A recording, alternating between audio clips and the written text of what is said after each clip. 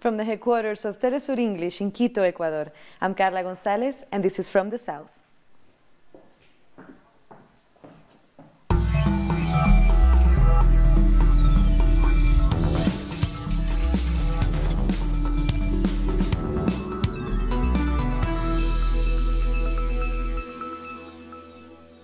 Venezuela is holding 3 days of mourning for Maestro Jose Antonio Abreu, the visionary musician and teacher who has died at the age of 78. The conductor founded the world-renowned El Sistema, a network of youth orchestras which has provided free musical education for 3 million children since 1975. Venezuelan President Nicolás Maduro, the armed forces and prominent musical figures joined the artist's family and friends at his memorial service. We are deeply touched about the physical departure of the Maestro Abreu. We had a beautiful friendship, a work relationship. Commander Hugo Chavez had great admiration for the Maestro Abreu. I had and have great admiration for the Maestro Abreu. We had a pending visit to him in his house over in Bellomonte. We are surprised by his departure after fighting and fighting all his life. We are hurt. He left a legacy in this country. He made history, a great history, carrying out values to the youth. The memorial service began at a chapel in the Sala Simón Bolívar of the National Center for Social Action for Music, located in the Venezuelan capital, Caracas.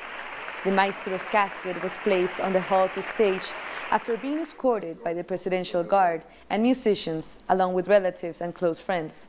President Maduro presented his family with the national flag and a replica of the sword of the liberator Simón Bolívar. Unfortunately, he was a great one to us, a father of the musicians of the system, and this tribute falls short of everything he gave us, for everything he offered us. The music is something special, and the achievement that the children, the Venezuelan people here, will capture is the essence, and I am very grateful for everything he gave us. Very sad for the departure of the teacher, and for the good memories of so many years working at his side, and memories of many stories, many things that we lived together. We are going to miss him. We are going to continue advancing his teachings and everything we learned from him. It is a great loss for this country, especially these children who had in Maestro Abreu an icon, an image, an emblem, a national symbol. And there has been an outpouring of tributes on social media in response to this news. Christian Vasquez, director of Stavanger Symphony in Norway, wrote, "My dear Maestro, today heaven's doors open to receive you. What a difficult time. My sadness overwhelms me because of your departure. Words will never be enough to express how I feel due to this loss. Thanks to you, we know how to follow our dreams without fear. You will live forever for us, my beloved Maestro." From his official Facebook account, Venezuelan conductor and violinist Gustavo Dudamel published, "The music and arts have lost one of their brightest figures. Maestro Jose Antonio Abreu taught us that art is a universal right, and that inspiration and beauty irreversibly transform the soul of a child, making them a better, healthier, and happier human being, and in turn, a better citizen." Venezuelan President Nicolás Maduro has expressed outrage over the arrest of former Catalan leader Carlos Puigdemont in Germany. He called this political persecution shameless and called on the people of Catalonia to fight for their rights. If we look at history, the Catalan and the Basque people are rebellious people. I think the situation in Spain is shameful. The Catalan leaders were arrested only because of their opinions. They were elected by the people of Catalonia. It is shameful that they are being persecuted, that they were put behind bars. I make a call to the social movements and to humanity in general to fight against political persecution, to fight for political prisoners in Spain, and to support the people of Catalonia for their right to democracy and to freedom. I'm not going to comment on the independence issue. It's an internal issue, but I'm outraged by the fact that they persecute people for expressing their ideas. The detention of the former Catalan leader Puigdemont in Germany has sparked protests in Barcelona. This is heightening tension in Spain following a number of new political arrests. Tension, anger, and sadness. A mix of emotions after the detention of Carlos Puigdemont in Germany. Thousands of people took to the streets with several people being detained and injured. But they still have the strength to keep on fighting. We know that the judges of the Supreme Tribunal answer to the government of Rajoy and the Popular Party, and the decisions of the Popular Party mix what is legal and political. I have come here because I don't agree with what is happening, to demand freedom for the prisoners, and because we want independence, and if we don't do it ourselves, the people, nobody will. After 3 candidates failed to become the Generalitat president, citizens believe that their political rights are being systematically violated. Our political rights are limited or forbidden. That is why we are here to demand our freedom, to demand our own parliament, a parliament that they will not let us choose. Before this serious twist, the Popular Unity Party refused to swear in Jordi Sanchez and Jordi Turull because it considered that they represent policies that weren't independent enough. Now it's offering to come back to the parliament and swear in Puigdemont from Germany, while other members who joined the protest feel confident that Europe will apply real justice. We trust that they won't extradite the elected president of the Generalitat in a political trial to deliver him to an authoritarian justice that is ignoring all the facts that happened in October in Catalonia. The German justice will decide if they'll take precautionary measures against Puigdemont, while extradition is being analyzed, although the vice president of the German parliament, the Bundestag, has discarded sending him back because rebellion crimes are not judged in the same way in Germany as in Spain. Venezuela expects a 70% turnout for May's elections, according to a new poll published on Sunday. The country will vote for a new president as well as for legislative and municipal leaders on May 20th. The survey also revealed that 67% of Venezuelans agreed that a new presidential election should be held within 2 months. More than 3/4 of those surveyed are also against the opposition boycotting the electoral process. According to local media, the main opposition United Democratic Roundtable is trying to discredit opposition candidate Henry Falcón. That's because this party has decided to boycott the election. Meanwhile, President Nicolás Maduro is making sure the polls are valid by employing the latest voter technology. He has also asked the United Nations to send observers. Paraguay is gearing up for the April 22nd presidential election. Officials have conducted the second simulation of the vote count system to ensure its reliability, and they say it's all systems go. Campaigning for the election started March 21st, and it will end on April 19. Polls show Efraín Alegre from the center-left Ganar Alliance in the lead. Costa Rican ex-minister Carlos Alvarado from the Citizen Action Party, PAC, drew his presidential election campaign to an end on Saturday ahead of April 1st elections. Ruling party candidate Alvarado Quesada holds 42%, according to a survey published recently by the State University of Costa Rica, while ultra-conservative Alvarado Muñoz had 43% support. A government for all. A government for all families. For all people. There are no second-class citizens. There are no second-class families. The government is one, and it is for everyone. I think we have managed to show that we're serious prospects with concrete proposals for the country, and I also believe that there's something very important to highlight, and it is the enthusiasm. We'll take a short break now. Join us again after this look at what our multimedia colleagues are reporting.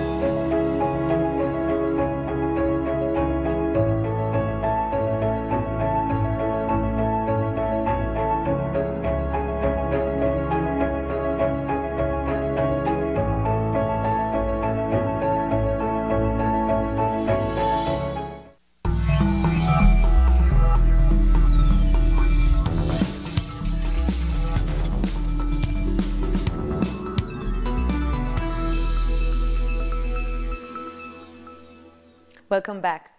In Peru, public prosecutors raided 2 properties belonging to former Peruvian President Pedro Pablo Kuczynski. Over this weekend, the prosecutors said they were looking for documents in the framework of the ongoing investigation against Kuczynski on asset laundering. The raids came just a day after Congress accepted the former president's letter of resignation. Prosecutors have also prevented Kuczynski from leaving the country. Kuczynski is investigated for allegedly receiving money from Brazilian construction company Odebrecht while serving for the government of President Alejandro Toledo. We are not putting any obstacles. The prosecutors came and took bank and tax documents. I could have asked for the court order to allow them to do this, but we want to be completely transparent. Pedro Pablo Kuczynski has been clear, and as a family member and former president of Peru, he has to clarify everything that he is investigated for. This Monday, it's Bolivia's turn to respond to Chile at the International Court of Justice in The Hague, following Chile's arguments against negotiating sea access last week. The Bolivian legal team has 3 hours to counter Chile's case in this Monday's hearing. Bolivian President Evo Morales has returned to The Hague to support the Bolivian claim. On Wednesday, it will be Chile's turn to reply back, closing the oral argument's judicial stage. Bolivia lost sea access against Chile in 1904 in a treaty that put an end to the War of the Pacific. In Brazil, authorities have seized 2 tons of cocaine in the port of Santos on the Sao Paulo coast. This is the biggest haul ever at this port. The drug was hidden in 3 containers carrying coffee, soy, and sugar. Those containers were meant to be loaded on a ship headed for Germany, France, and Spain. Almost 3 tons of cocaine have already been seized in Brazil since the beginning of 2018. And still in Brazil, at least 7 people were killed and several others injured in a confrontation with police in Rio de Janeiro's Rocinha favela on Saturday. The police said the incident began when a patrol was attacked, though family members of those killed dispute various aspects of that account. The army takeover of Rio's security services is well into its 2nd month, and police violence in Rio, many say, has increased. The body of one of 4 students who disappeared in the Mexican state of Jalisco last week has been found. His body was found hanging from a tree in a difficult-to-access area. The student formerly of the University of Guadalajara disappeared on March 19. More than 300,000 people, including students, faculty, and support staff of the University of Guadalajara, staged a 2-hour strike last Friday following the disappearance of 4 students, of which 3 are still unaccounted for. In this particular case, authorities are considering he could have committed suicide. On Sunday afternoon, we are told a body was found on the Huentitán cliff. We would like to thank the emergency services for their work. Sadly, we regret to say that the found body belongs to Cesar Ulises Arellano Camacho, a medical student formerly studying at the University of Guadalajara. We have already informed his family and we have offered all the support needed. As we said in the previous press conference, we have reasons to believe he could have committed suicide, but we are going to follow all traces and clues besides the medical reports to solve the case with utmost transparency. Argentina has marked the 42nd year anniversary of the civilian military coup of 1976.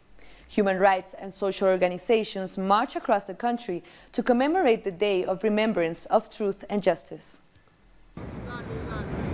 A huge flag with Argentina's colors and with the names and faces of the disappeared in the civil-military dictatorship went to the streets once again. The mothers and grandmothers of the Plaza de Mayo led the demonstration with white handkerchiefs as a symbol of their struggle.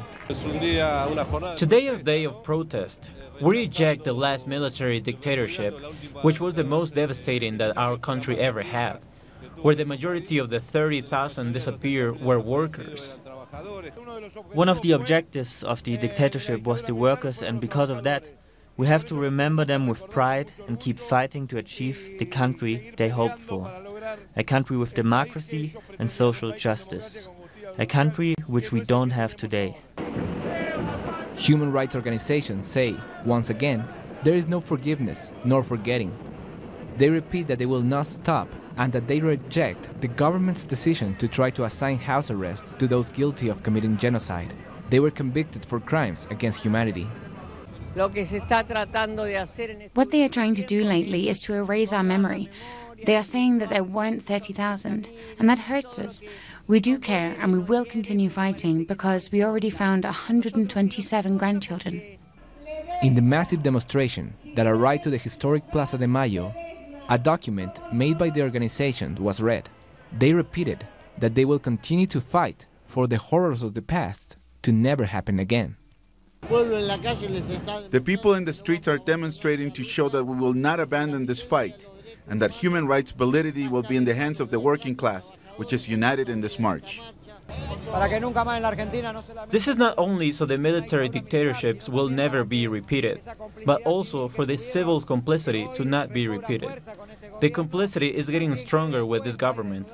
We are committed to this cause.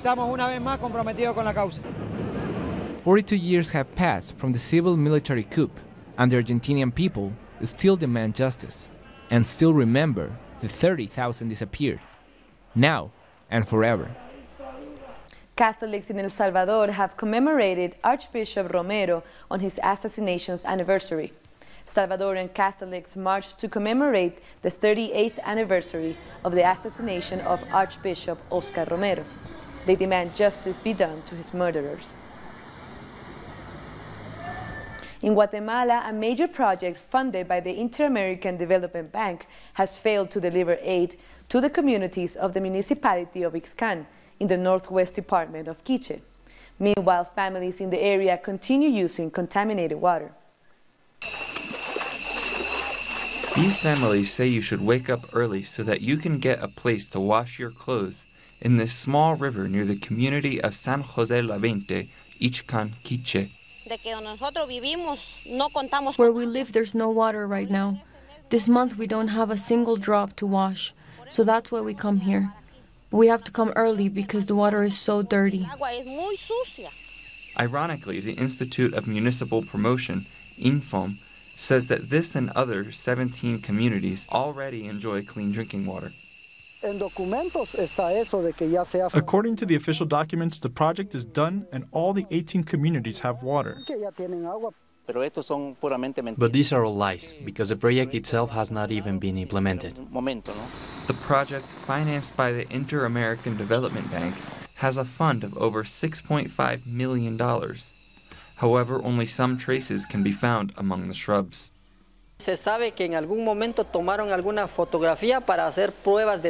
We know that at some point photographies were taken to test tanks.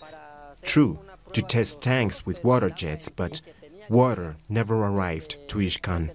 The project started 18 years ago with the collaboration of the community's families who worked for free.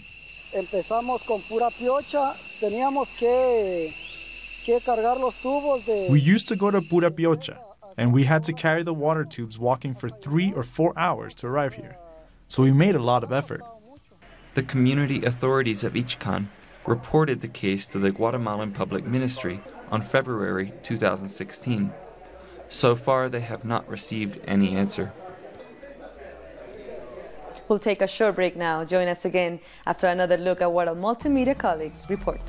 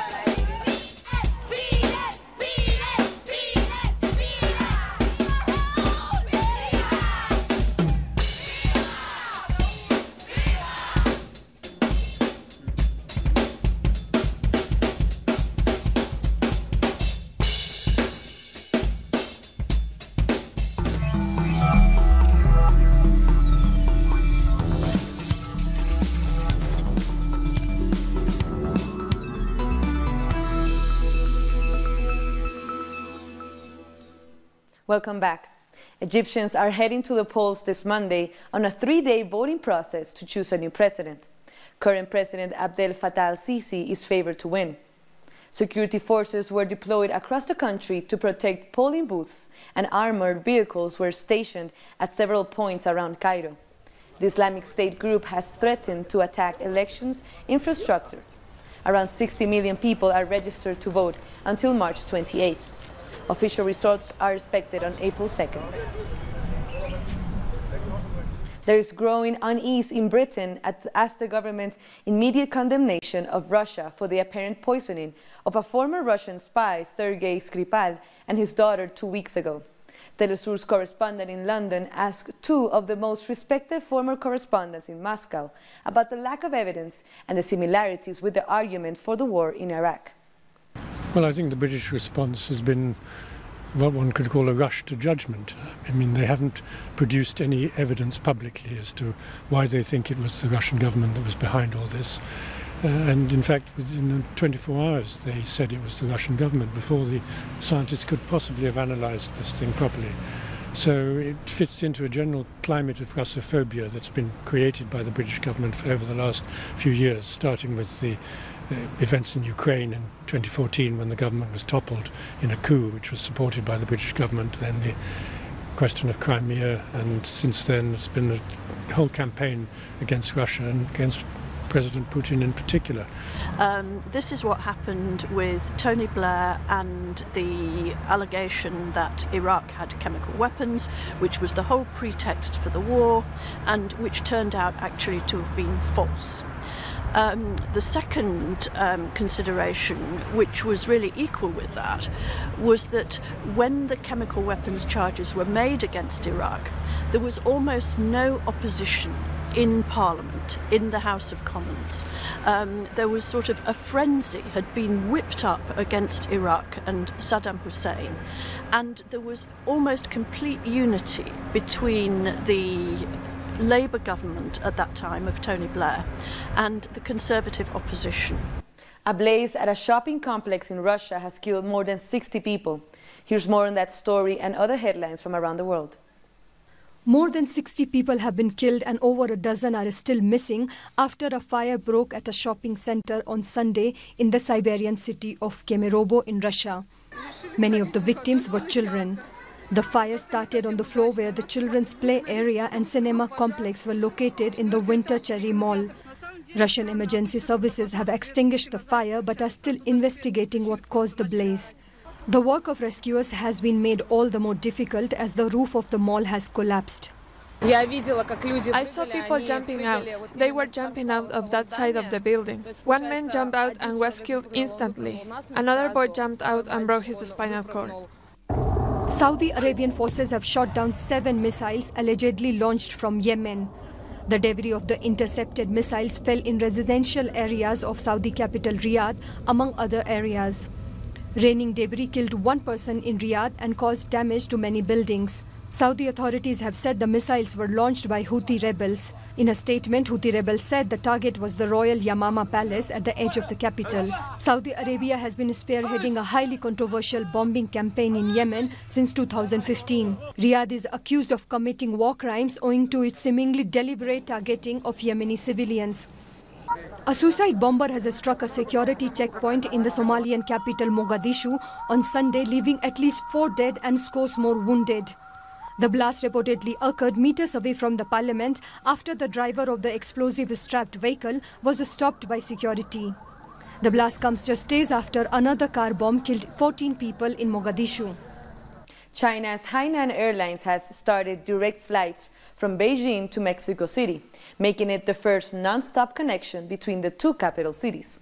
The service was designed to meet increasing demand from tourists and business people. Annual traffic between China and Mexico is 200,000 passengers at the moment, with Mexico being one of the top destinations among Latin American countries. And with this, we've come to the end of this news brief. There's many other stories. You can find them on our website, telesurtv.net/English. And you can also follow us on social media, Facebook, Twitter, and Instagram. For Telesur English, I'm Carla Gonzalez. Thank you for watching.